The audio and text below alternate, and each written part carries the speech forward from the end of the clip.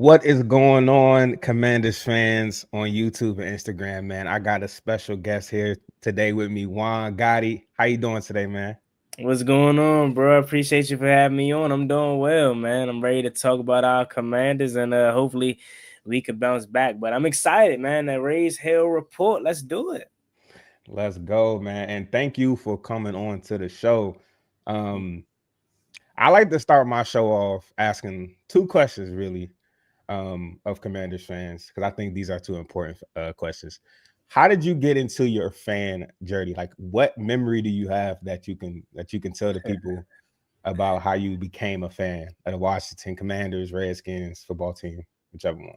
Yeah, so I mean, I tell people all the time, my story is very simple. It's not I don't have this extravagant emotional attachment, bro. No.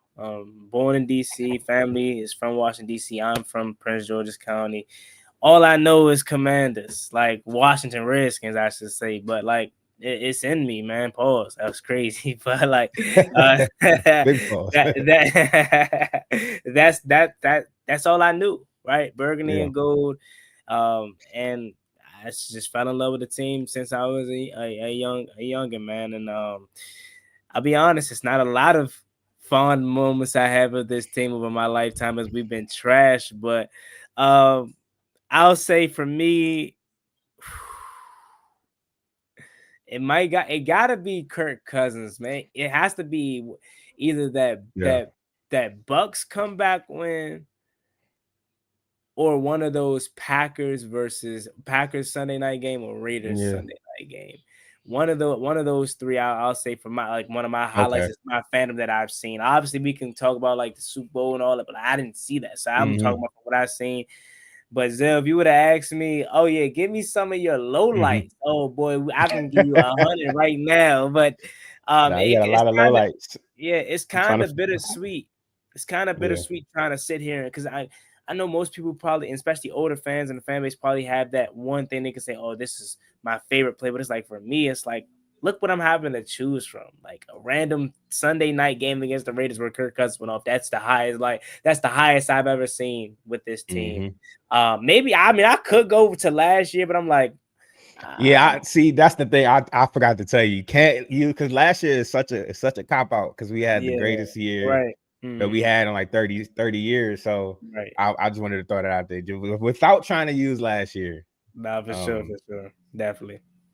But for me, I always go back to I don't know how old you are. So, Mhm, but for me, I'm 30, mhm, and one of the most main memories that I got is the game after Sean Taylor died. That was my mhm. first game ever going to a Redskins game, and it's etched in my brain when Clinton Porter scored. We lost that game, by the way. Should have won, but Mhm. when Clinton Porter scored, he lifted up his jersey, he had the 21 on there. That shit, it was just, just the most memorable moment. And it's probably one of my favorite moments, being in my first game, the moment of Sean Taylor death. He, so giving that touchdown to Sean Taylor. So that's probably Mhm. my favorite moment of my childhood. But me becoming a fan is just like you, bro. Like my family from DC. I grew up in PG County. I lived in PG County, DC, and Alexandria, Virginia. So I'm kind of all over the DMV. But Mhm. it's just been part of my upbringing. Like that's all I Right. know. And it's weird because my brother is a diehard Cowboys fan, so we can't watch games together. I can't do nothing when we play each other, bro. We can't watch it together because we gonna get heated. But Right. um, it's just yeah, it's the same. I got the same upbringing when it comes to Right. how I became a fan. Nothing special, man. Just what we know. No, That's all it is. just all man. I remember like man, I was at the point where like elementary school, uh like we was so bad, right? In like them like early 2000s, mid 2000s. I didn't even want to go to school because being from the area, Mhm. it's so many other fans. It's Cowboys fans, it's Eagles fans, it's just fans of other teams, Mhm. Giants fans, and shit get heated when we start talking about other teams. And we used to be so trash. And when we lost to a divisional rival, I did not want to go to school the next day. Nah, I definitely share that same Yeah, kind of man. feeling, especially when we lost to Dallas and stuff. Like, especially after, don't let it be it had to be a Friday, and you Yeah, talking trash and like we about to do this, about to do that. Then you gotta come back sick Monday morning, bro. Like, I definitely feel you, but I'm kind of like a little bit opposite. I don't know. I've always repped us. I've always, even when we were trash, like I always stood 10 in school. Like, yeah, that's my team. We trash. hmm, You know what I'm saying, so I that's what's always up. like, yeah. So I definitely feel you though, man. Like trying to support this team, through the tough days. It definitely was challenging for sure. Yes, sir. Yes, sir. So let's get into one of our newest acquisitions, Preston Smith. I Hmm. mean, obviously, we drafted him, played out his rookie contract here. Um, everybody will. I'm not gonna say everybody, but my most memorable memory of him is when he picked up that forced fumble from Mariah Kerrigan and he scored a touchdown Hmm. against Yep. The the Cowboys. Cowboys that pretty Hmm. much sealed the game. How do you see him? How do you see his role being used in this defense? Yeah, I was very elated with the signing, and it's not because, oh, Juan, you think Preston Smith about to come in here and give us 12 sacks? No, it's not that. For one, I feel like we have not got anything out of production wise from this pass rushing room, whether it's Von Miller, whether it's Javante Jean Baptiste, or it's Jacob Martin. Right before he went down, Dietrich Wise was giving us something, but it was a room that I was concerned about headed into this season, and it's still stays true to this day. And I felt like you had to jump all over this opportunity. Yeah, Preston Smith is a guy that has had a formidable career. Last year with Pittsburgh, not so much, but in Green Bay, he blossomed, right? And I remember we were a little bit, at least I was a little bit confused why we let him walk and didn't want to pay him. Because he was okay here, and then he went to have a really good year. I mean, good career with Green Bay. Now he's back, full circle moment, and I think he'll honestly, man, I think he'll thrust himself into a starting position quite soon. If not this week, I can see him being the primary defensive end alongside Dorrance yeah, Armstrong, who's honestly, I never mentioned Dorrance when I talk about how poor we've been at the pass rush position, because he's been the only one that's been somewhat consistent when it comes to pass rush. But maybe Preston Smith can come in and obviously bring that veteran leadership. He can obviously bring a guy that can set a physical edge, and maybe he still has a little bit left in the tank to get after the quarterback. But man, we needed this move bad, and it's not because it's Preston Smith, it's because of how poor our pass rush has been. So I'm all for it, and I kind of expect him to do major things here.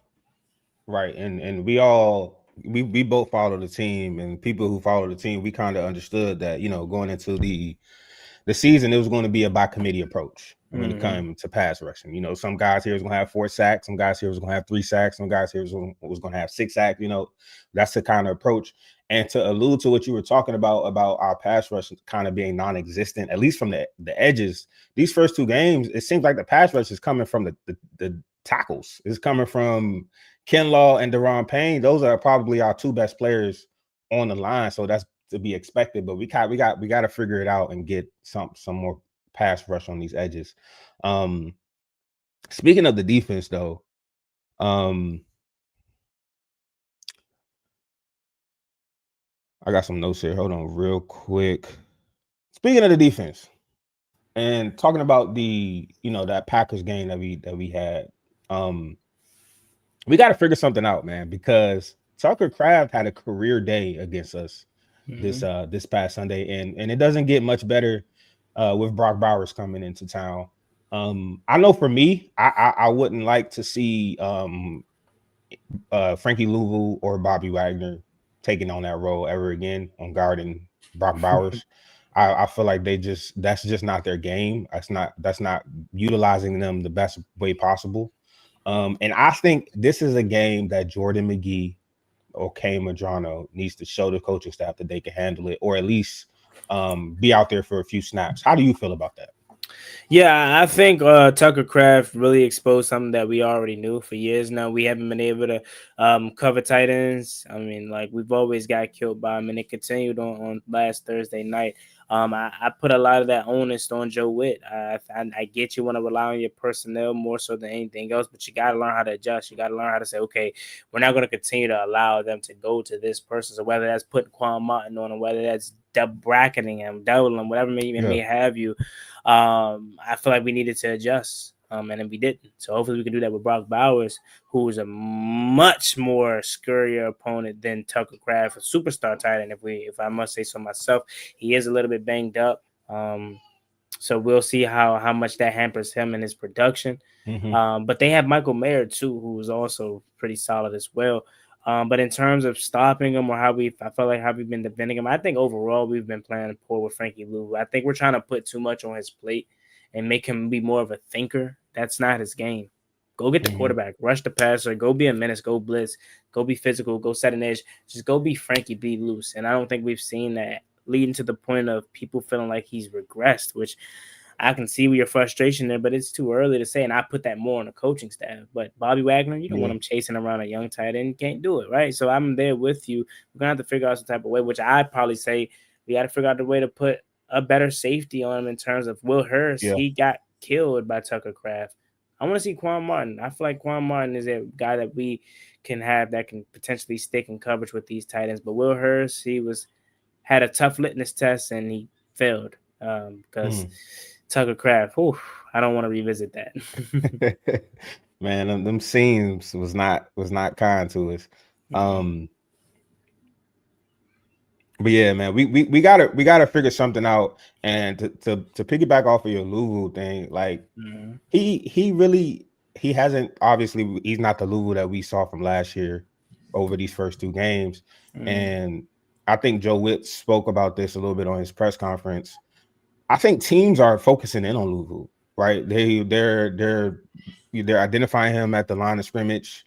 They're putting bigs on him, making sure that he's getting blocked by an offensive lineman and not running backs anymore. So, like you said, this is on Joe Witt to adjust. This is on Joe Witt to figure out schemes and figure out ways to get Louisville freed up, and get him, back in the backfield like we know he can be, and making plays, because that's when he's at his best. I want to talk a little bit about the turnovers, man, because with this new regime, this is the second season of this new regime, new coaching staff, new GM. They preach about ball is life, right? They want, turnovers, yada yada yada. But we haven't really seen it to the point where we, that we thought we would see it at, right? Geno Smith is going to put the ball into harm's way. Is this the week where do you think this is the week we get our first turnover on defense? It better be. It better be the first week we get our first turnover, because, again, as you mentioned, Geno Smith is prone to turning the ball over, and we need it better. They talk about ball being life. If ball is not life this week, I don't think ball will ever be life, because we are in a predicament where we are needing it. Like, I need an interception, a punch out, something. You know what I mean? So it has to be this week. If it's not, I don't know. It has to be this week. This game, we just saw them play against the Chargers. It seemed like Geno wanted to get the ball away about 5-6 times, it felt like. And if we can't get a turnover this week, bro, I'm pretty much done. Like, this team, this coaching staff, it's just not going to happen. Honestly, at least this season, can't really see it being like one of our strong suits. I want to flip over to the offensive side, and I'm gonna ask you the number one question that a lot of fans are asking. Who do you think starts at QB this Sunday? Do you think Jaden shoots up? I think that my mind is telling me Mariota, but my heart is telling me 5 is gonna play.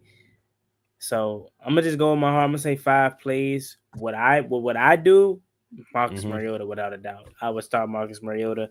Think he can get it done, and it will allow Jaden Daniels to get some type of rest that he needs.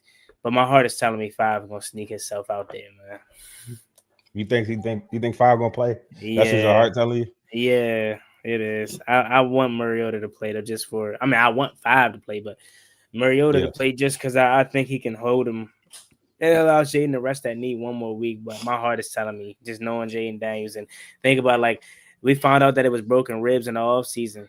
We were led to believe that it was something much more minor than what it actually was. We knew it was ribs, but it wasn't. We didn't know it was broken at the time.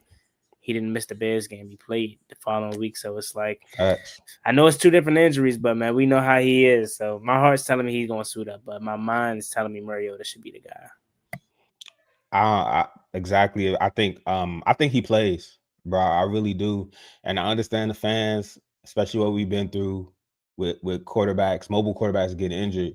Um, you kind of just want them to sit at least a week. You know, I have the utmost, you know, confidence that Marcus Mariota can come in and get the win against the Raiders. I'm not worried about that at all. But if Jaden Daniels can play, I think he should play, and I think the coaching staff will do the right thing in that regard, and I think he will play. You looked at JJ McCarthy, with his injury. The next day they came out, he said he's going to be miss a few weeks. Same with Joe Burrow. Later that day came out, say he's going to miss 3 months. If they are, you know, I think it's a legit situation, and I really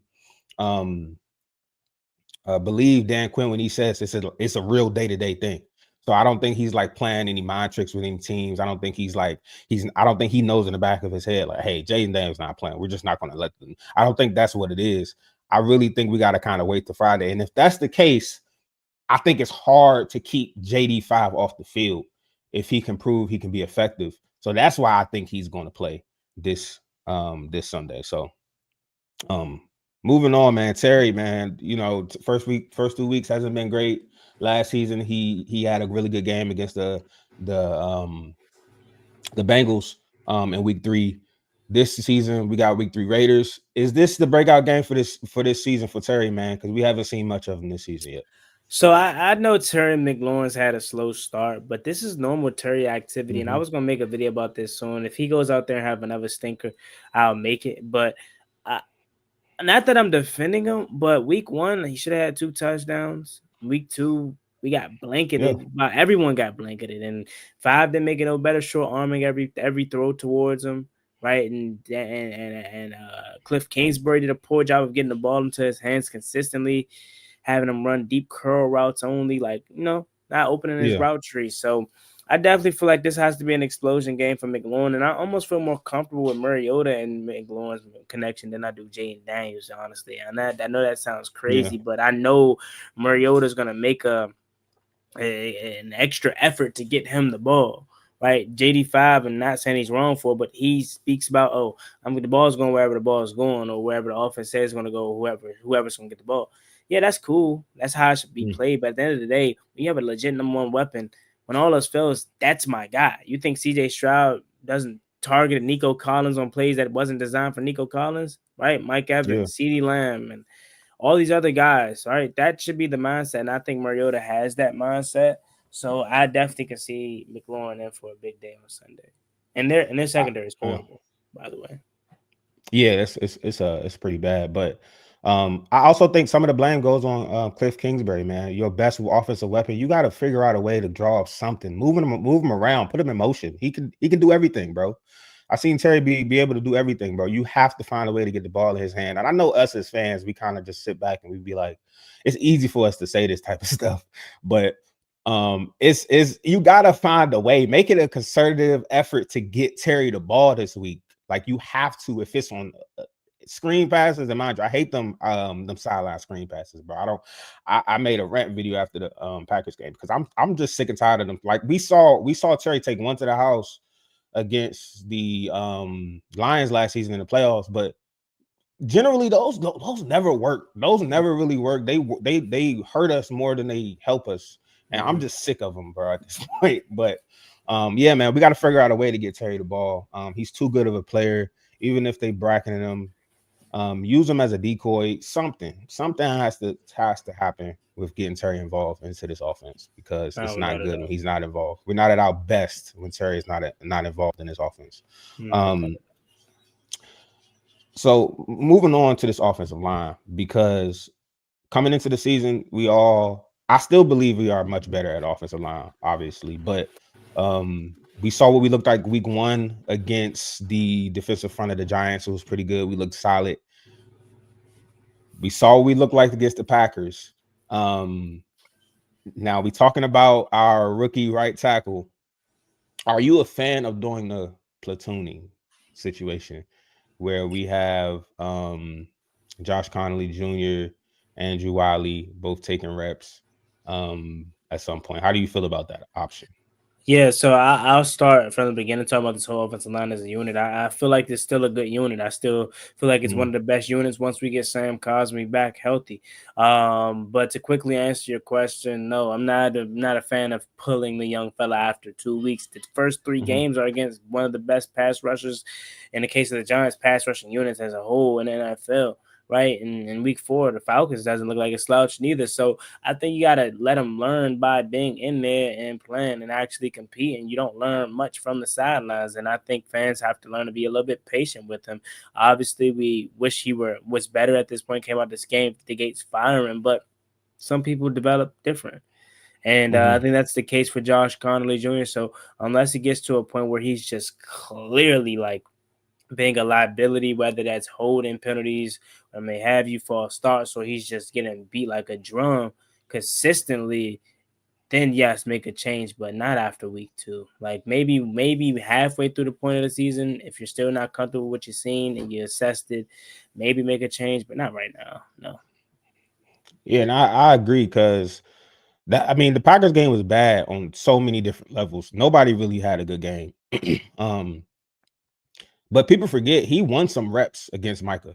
Like that kind of gets swept under the rug because of the bad reps he had. But he won some reps. Like, and then it's hard. Like he's switching from left tackle to right tackle. His first 3 weeks is going up against Brian Burns, then Micah Parsons, then Max Crosby.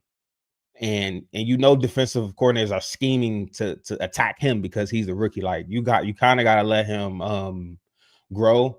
But at the same time, I do see what other people are saying because if he does come out tomorrow and he's looking bad, I do think like, okay, maybe we should. I can see why people would say maybe we should get Andrew Wiley in there for a couple of reps. Don't bench him entirely. Like don't throw him on the bench entirely. But okay, put Andrew Wiley in a couple of reps, then bring him back in, and let's just see how that goes until he really builds up his confidence up again. Moving on though, I want to talk about Bill for a little bit because he was named the starting running back, which I think he should have been named the starting running back going into week 1 in my opinion. But are you expecting big things from Bill this weekend? You muted, bro. There we go. Sorry about that.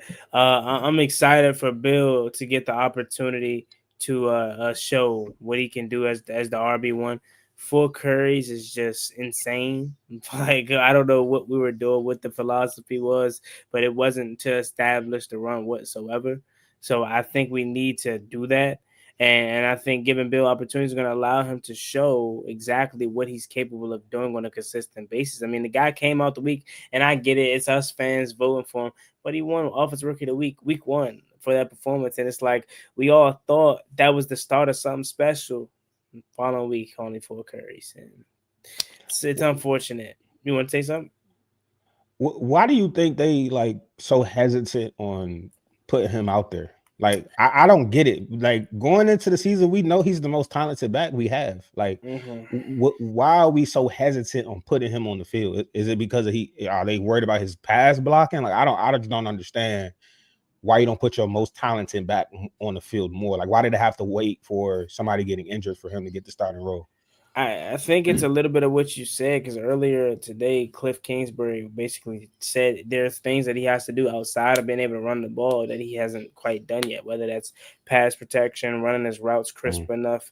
So maybe that's what it is, but I'm with you, man. I get okay, he's probably not ready in those aspects of things, but how's that stopping you from calling up on 2nd and 5 a handoff for him? Like, come on, you know? So Yeah, I think we need to see more of him, and I know they've been hearing the criticism, so it'll yeah, get done. It'll for get done. sure.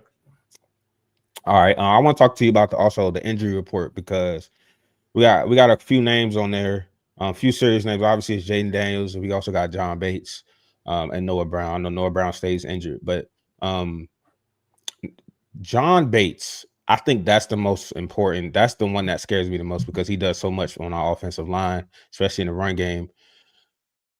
Who are you expecting to fill that role, and do you think they can fill that role? Yeah, good question. I've been hearing that maybe he'll play. Right, Dan Quinn came out and said he's more confident than he was originally.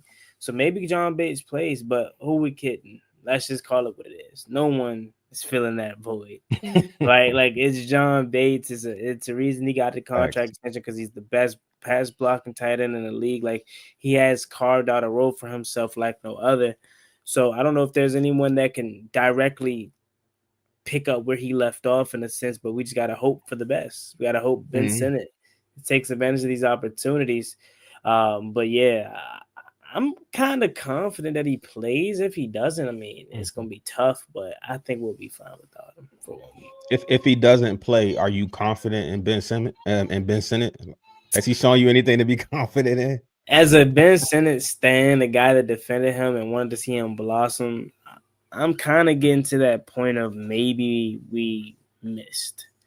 Because it's like, I get you got John Bates, you got Zach Ertz in Mhm. front of him, and those are two good guys, but it's like he's not even seeing the field much of anything, right? Like Kosin Yankov, I'm more excited about him in from the preseason than I am Mhm. our third round pick or second round pick. Like I feel like Ben Sinnott hasn't shown much, and I'm kind of getting a little bit to that point where it's like, oh, we might be in some trouble. So I'm not gonna say I'm Yeah. not confident in him, but I'm also like not expecting him to do much of anything, honestly. Yeah. As a second round pick, he's in his second season. We gotta see more from him. I mean, Mm-hmm. even week one playing special teams, he was getting cooked by Abdul Carter. It wasn't a good sight.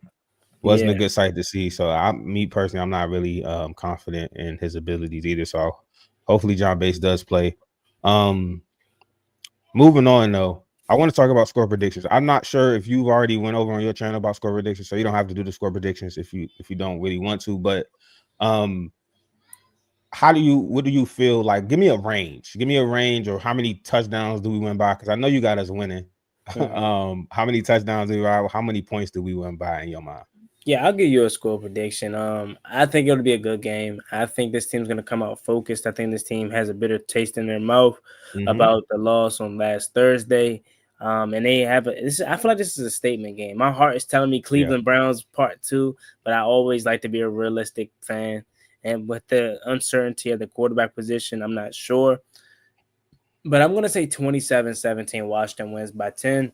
And we look more like the formidable unit that we were accustomed to seeing last year. And I feel like this is the start of a win streak. Again, similar to last year. Like I get we're frustrated about the loss, so I'm kind of hypocritical saying this, but we're literally in the same position that we were in last year, right? And right at Yeah. the same time before we hit our stride. So maybe that's what's going to happen again after Sunday's game against the Raiders. Yeah. For my score prediction, I'm gonna go 24-10. Mm-hmm. I think we dominate this game, honestly, bro. And I think they get a touchdown late. Um, I think they get a touchdown late into the game to cut it to 10, but that's little too late. Mm-hmm. Um, from what I've seen and Chip Kelly and what he likes to run an offense, he runs a lot of 12 personnel and two tight end sets. I think they're going to really find a way to get Ashton Genty the ball. And Mm-hmm. I think we are a much better run defense. So I think they're going to be in a lot of third and longs. I think they're going to be in a lot of third and longs, and that's going to set them up for disaster. And I think our defense is going to have a bounce back week. I think our offense is going to have a bounce back week. And I think Mm-hmm. we get the dub convincingly at a 10-24 win. I definitely Um, see it. yep. Bold prediction. One bold prediction from you that you got, either offense or defense. Shoot, a turnover probably would be bold at this point, huh? Because we know that ain't happening. Uh Von Miller strip sack. I Oh know man, that probably shouldn't be that'll a feed bold one, families. huh? Right? But he hasn't given us anything, so I'm gonna say Von Miller strip sack, and why not? Debo Samuel kick return touchdown. He was close, so Ooh, maybe not do so look. bold, but He looked good back there, man. I know some people not a fan of it, but I'm a fan of it, man. He looked good. Like, why not put players? If you good at something on the field, why not? Like, why take you off the field because we need you in offense, bro? He's our best kick returner. Like, let's utilize that man, bro. He look every time he back there, he get the ball. It look like he about to take it to the house. So those are good. Those some good bold predictions. I haven't really thought about my bold prediction It'll be nice to get a turnover, right? That's something Mm-hmm. we definitely need. Um, I really think Bill goes off. I really think Bill goes off for 2 touchdowns over 100 yards rushing because I see it. He makes people miss.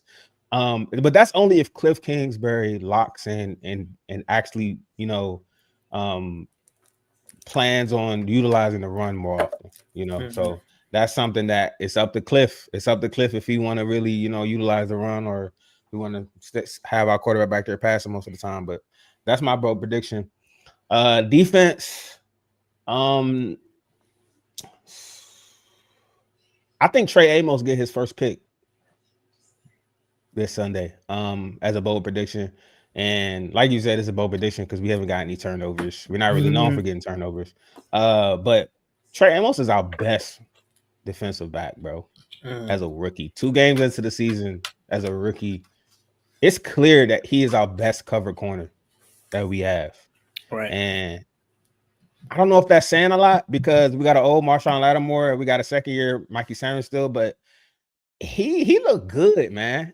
Like they weren't targeting him as much as they were targeting Marshawn on the other side and picking on him like they were picking on the vet Marshawn. So I think Trey Amos gets his first pick this Sunday, Mm-hmm. and we ultimately get that dub, man. Nah, for sure. I definitely can see it. Hey, look, I'm going crazy if Trey get his first pick, man, because he's been nothing but as advertised. Like we expected him to do this, and For he's been sure. damn good to start the year. So I'm ready for it. For sure, for sure. Hey man, that's all I got for you, Juan. Let everybody know that's tuning into the stream where they can find you on YouTube. I'm sure a lot of Commander fans already know about your channel, but let them know again where they can find you at. You sure about that? I don't know, man. I think so. I'm playing, but nah, in all seriousness, I appreciate you for having me on. My God, definitely enjoyed it and look forward to doing it more in the future. But my name is Juan Gotti Talking Sports. I cover the Washington Commanders on YouTube and cross social media. That's the same handle, Juan Gotti Talking Sports on TikTok and Instagram as well. But you can follow me, and I'm talking about our burgundy and gold, man, and go Commanders, and let's get this dub, baby. Appreciate you for having me on. Yes, sir, man. Everybody who tuning in, please like, subscribe, and comment. Thank you to everybody who watched the stream. I appreciate y'all, man. Y'all enjoy the rest of y'all night, and peace out. Peace.